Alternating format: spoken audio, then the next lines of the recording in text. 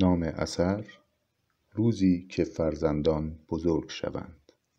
نوشته محسن عرفانی مهر، کارشناس ارشد روانشناسی مثبت‌گرا.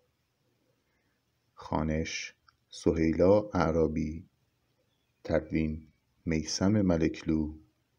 کاری از رادیو مهر آوا.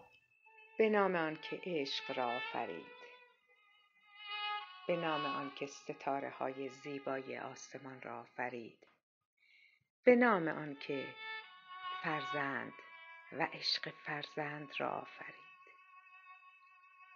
روزی هنگامی که فرزندانتان بزرگ شوند، فضای منزلتان خالی از نقاشی های کودکانه خواهد شد.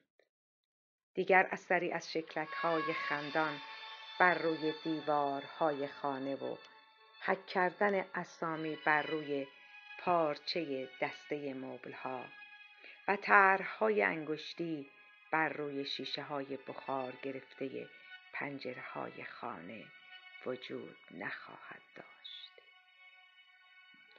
روزی هنگامی که فرزندانتان بزرگ شوند، دیگر اثری از هسته‌های میوه‌ها در زیر تخت‌ها وجود نخواهد داشت و در آن روز به راحتی می توانید مدادی را بر روی میز برای یادداشت کردن پیدا کنید و شیرینی هم داخل یخچال باقی خواهد ماند.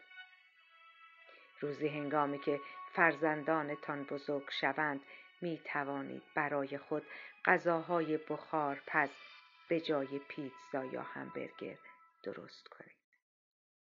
می توانید که زیر نور شمع با همسرتان بدون آنکه دیگر نگران دعوای فرزندانتان برای فوت کردن شمع‌ها باشید غذا بخورید.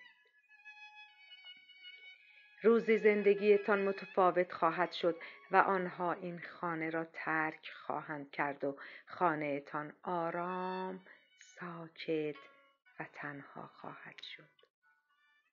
در آن روزهای نچندان دور به جای چشم انتظاری برای فرارسیدن روزی دیروزها را مرور خواهید کرد و دلتنگ روزی مانند امروز می شوید.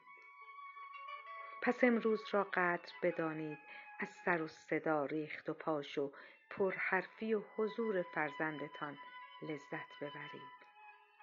با آنها عاشقانه زندگی کنید. با آنها عاشقانه زندگی کنید.